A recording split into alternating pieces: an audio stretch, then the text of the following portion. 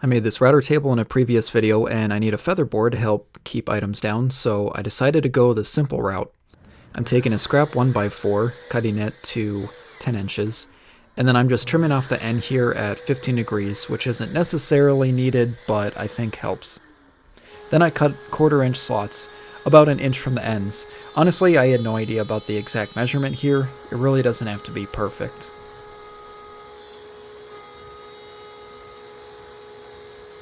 Next I cut the feathers, which can be done with a handsaw. Like right here I'm using a pole saw and that works pretty well, but obviously a bandsaw or any other power tool works fine. And as you can see, the feathers aren't perfect. They don't have to be.